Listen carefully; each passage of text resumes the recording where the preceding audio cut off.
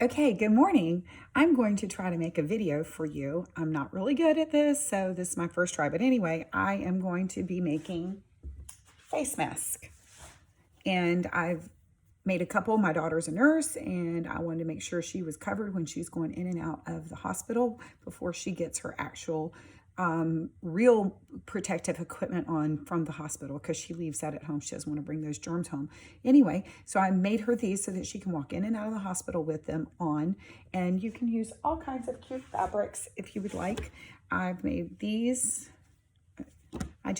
All I've done is I've used scraps around my house. So I haven't gone out and purchased anything because I'm under self-quarantine myself and I can't go shopping to go get anything. So I literally have used things that I've had in my house. For example, I took wire that had confetti on it and I had my daughter strip all the confetti off of it for me so I could put it in there so that it actually has a bendable piece right here. When you put it up on your nose, you can bend it down to your nose.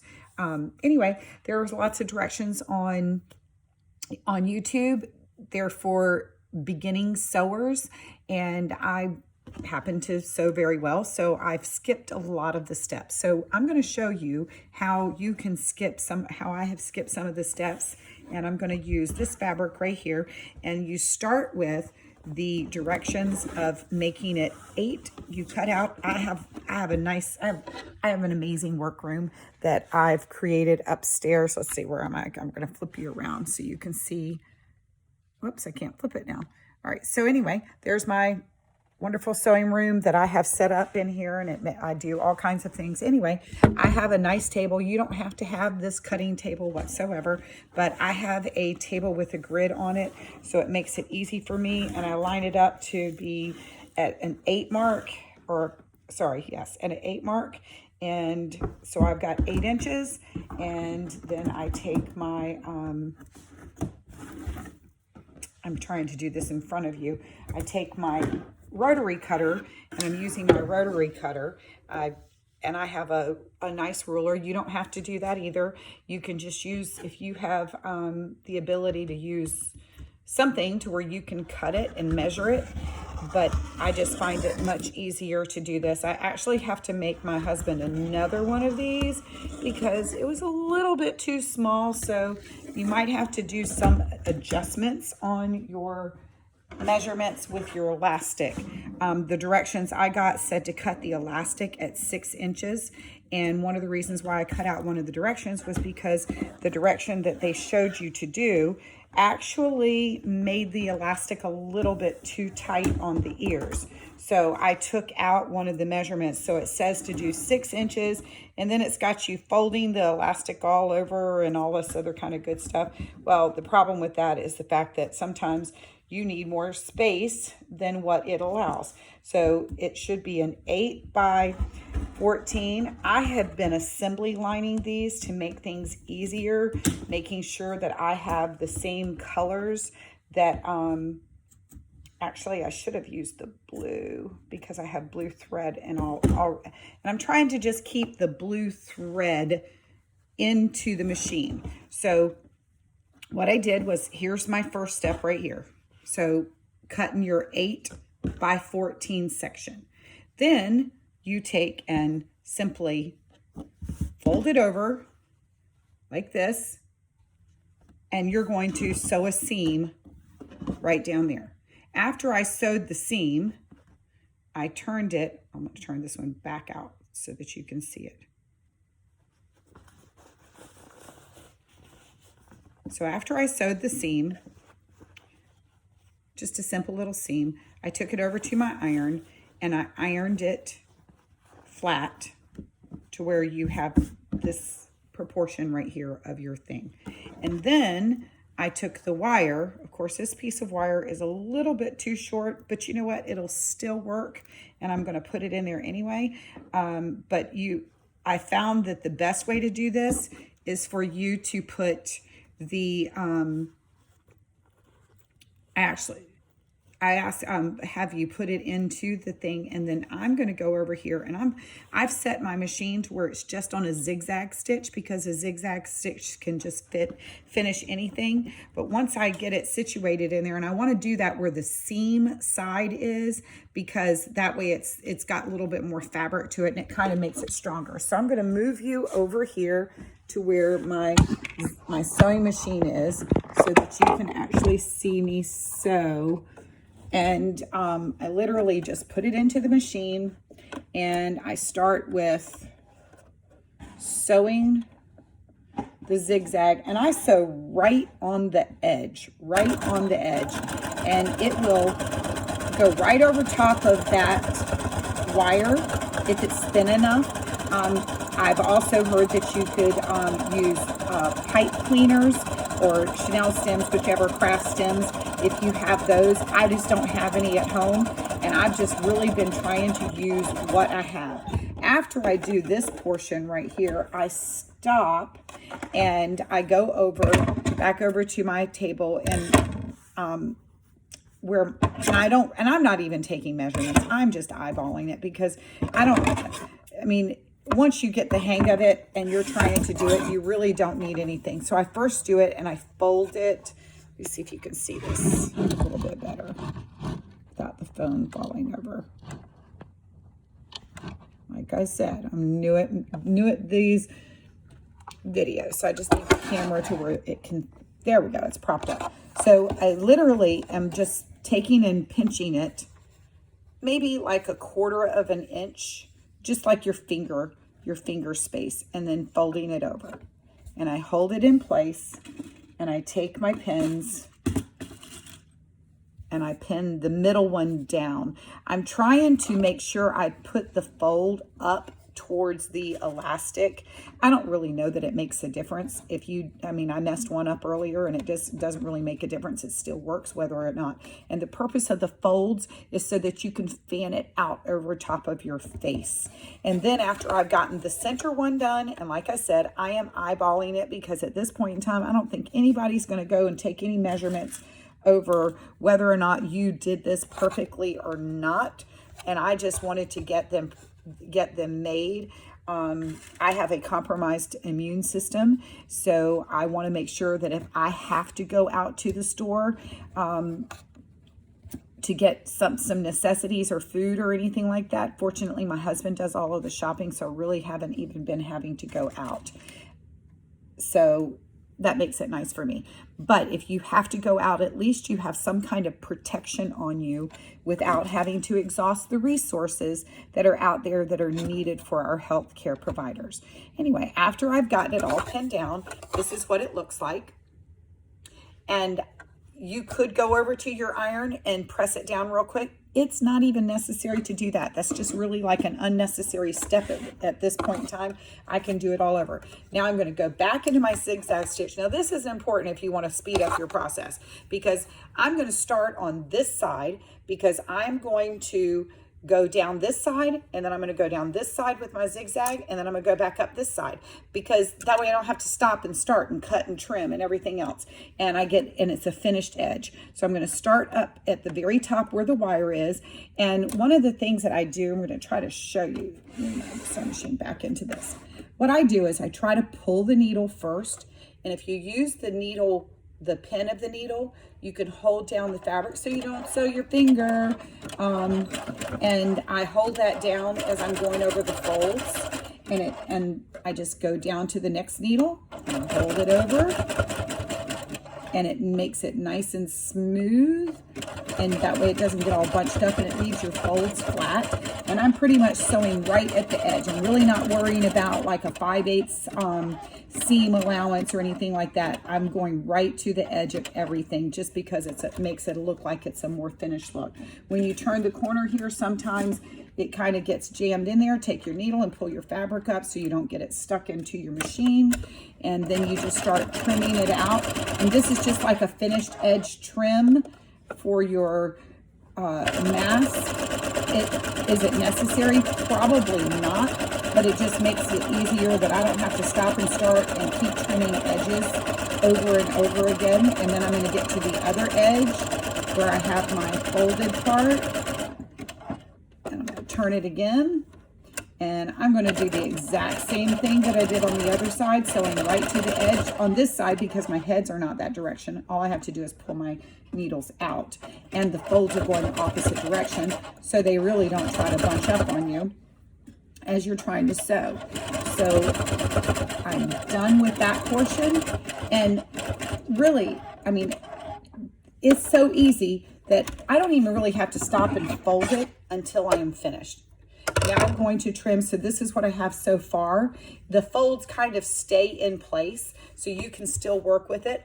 Oh, I did forget this. You need to cut 2 pieces of 2" by 6". And then I pre-folded these and ironed them down. So I already had these made. Sorry, I didn't include that on there, but it's a very simple process when you're cutting out your fabric. Now they're 6 inches, and of course your mask is going to be longer, but here's the reason why it's longer. So, and other videos tell you to do other things, but I just thought it was too much work, and I'm just looking for quantity right now, not necessarily perfect quality. But you fold down about 3/4 of an inch or 1/2 of an inch, whatever you have. You fold it down to where it is right even with the edge, and then you sew over top of it, still using that same zigzag stitch. You're going to go back over it, and you're going to go right to the edge, and then when you get to the very end of it, you're going to fold it in again, and you're going to fold it down to where you have flaps on the inside. That way that part is turned in, and you're trying to keep from having as many raw edges as possible, because those raw edges will fray when you go to wash them. And if you sew them in, then you don't have to worry about it. And this is what it ends up looking like once you've sewn it. And then I'm going to turn around and I'm going to come over and I'm going to fold it over like this. And I personally like to do the same stitch over and over again, because my mind just goes repetitive and I work faster if I have a repetitive motion. So I'm going to go back and I'm going to go ahead and add the other piece. That way, once I start, I don't have to stop, and I can just keep doing the same motion at the same time. So I'm going to do the other side very quickly. And I go ahead and start the fold before I ever get there, so it's already in place.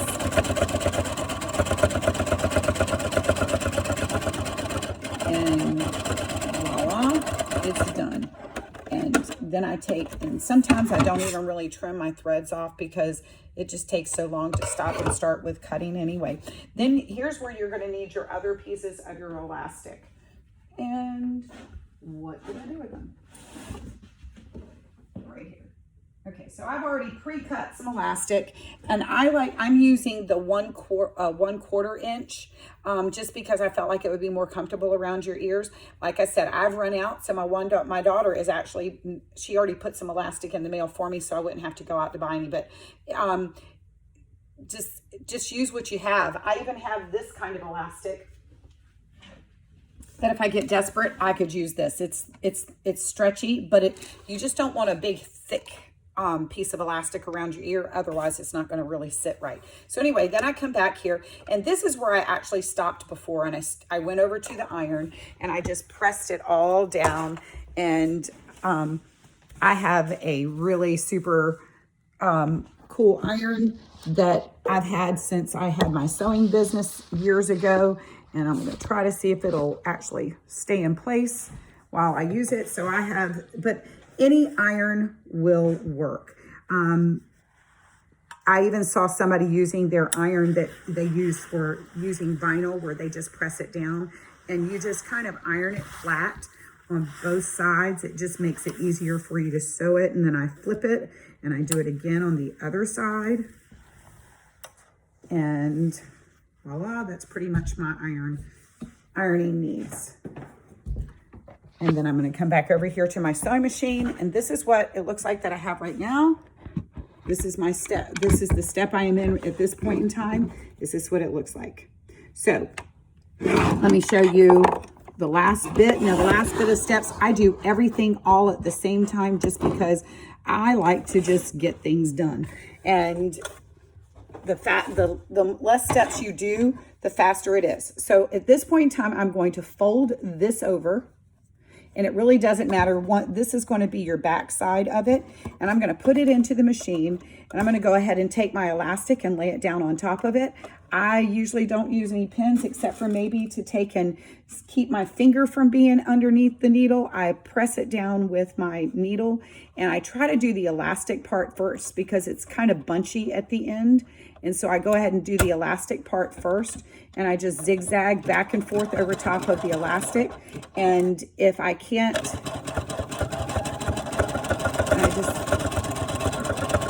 I zigzag over top of it, and then I go back, and I back myself all the way up to the very beginning of it.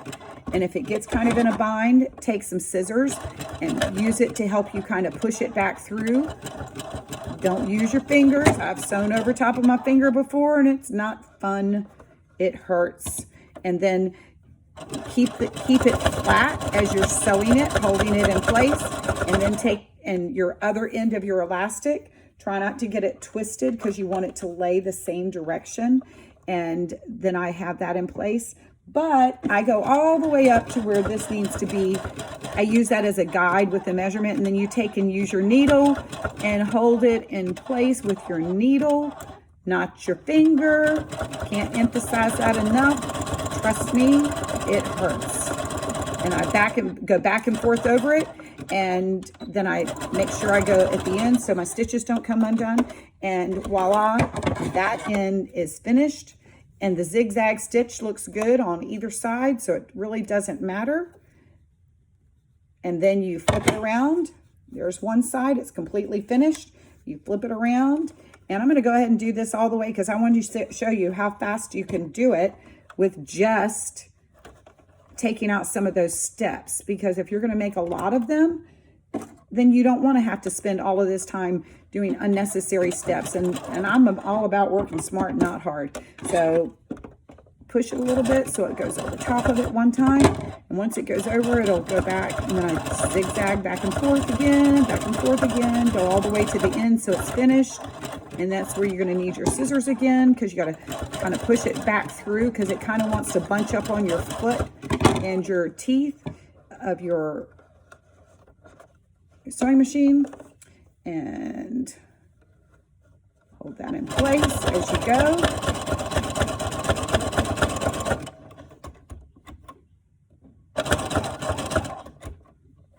Hold that in place. And use my pen again so I don't run over my finger with my elastic, and hold it in place, back it up. I back it up a few times over the elastic just because it doesn't come out. And I just figure this really doesn't matter at this point in time whether or not you've got finished edges on your elastic or not. The important thing is it works, and that's all that really matters. And then when I'm all done, that's when I go back and I kind of trim off all of my excessive strings that are hanging around. And voila, one finished mask. And this is the way it would look. So your wire is right here in your nose, and it will go around your ear. And then you fan out your face, and it goes up underneath your tongue, and voila, you're done. When you're done with it, you just pop it back in place, and there's your face mask. I hope you can take care of it and enjoy your video. So 16 minutes, and I'm done with start to finish with one.